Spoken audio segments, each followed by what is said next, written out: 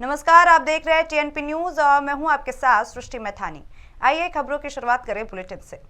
उत्तर प्रदेश में बीजेपी में लोकसभा चुनाव 2024 के लिए तैयारियां तेज हो गई हैं।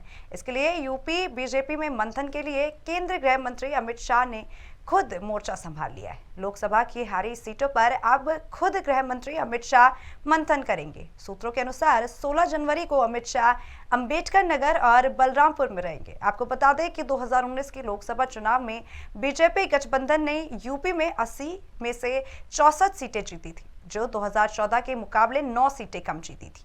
हालांकि नतीजों में अंतर की एक बड़ी वजह 2019 के चुनाव में सपा बसपा गठबंधन भी रहा था, जबकि जून 2022 में हुए उपचुनाव में बीजेपी ने आजमगढ़ और रामपुर की भी सीट अपने खाते में कर ली थी। अब बची हुई 14 सीटों पर बीजेपी की नजर है। कांग्रेस सांसद राहुल गांधी के सपा को लेकर हाल ही में दिए गए एक बयान के बाद यूपी की राजनीति गर्मा गई है। अब सपा की ओर से राहुल गांधी पर पलटवार किया गया है। समाजवादी पार्टी की मीडिया सेल ने ट्विटर पर लिखा कि राहुल गांधी कह रहे हैं कि सपा की कोई विचारधारा नहीं है, लेकिन राहुल गांधी ये जान ले कि समाजवादी विचारधारा सिर्फ एक देश की नहीं बल्कि पूरे विश्व में मौजूद है। सपा ने आगे कहा कि भगत सिंह, लोहिया और महात्मा गांधी जैसे विश्व क्रांतिकारी और नेता समाजवादी विचारधारा के ही थे।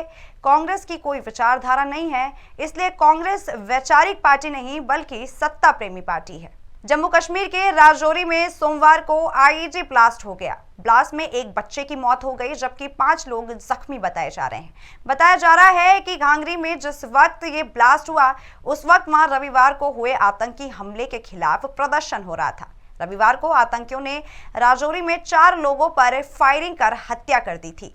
आतंकवादियों ने राजौरी में हिंदू परिवार वालों पर फायरिंग की थी, जिसमें 4 लोगों की मौत हो गई थी, साथ ही 7 लोग घायल हो गए थे। पुलिस के मुताबिक सोमवार को ब्लास्ट उसी घर के पास हुआ जहां रविवार को पहली फायरिंग हुई थी। ब्लास्ट में 5 लोग जख्मी हुए हैं, वहीं एक बच्चे की मौत हो गई है, जबकि एक की हालत गंभीर बताई जा रही है।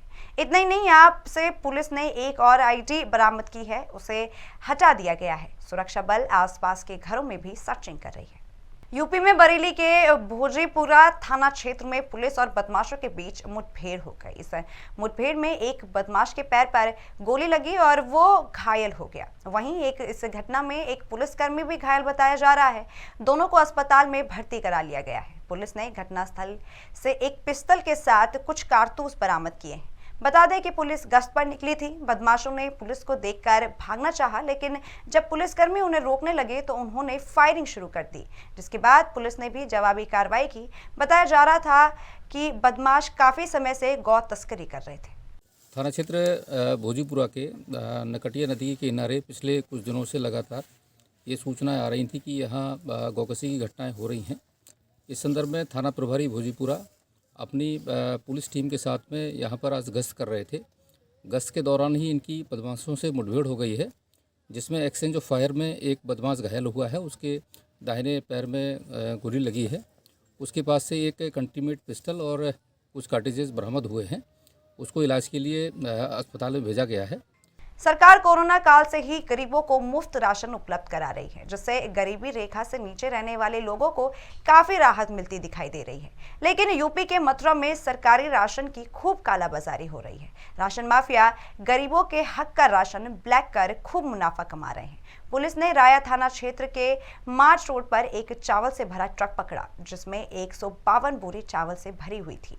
ट्रक ड्राइवर के साथ अन्य 4 लोगों को पुलिस ने हिरासत में ले लिया। सूचना मिलने पर खाद्य विभाग और उप जिलाधिकारी अपनी टीम के साथ मौके पर पहुंचे। ट्रक में भरे चावल को संदिग्ध मानते हुए उन्हें राशन डीलर को सुपुर्द कर दिया गया।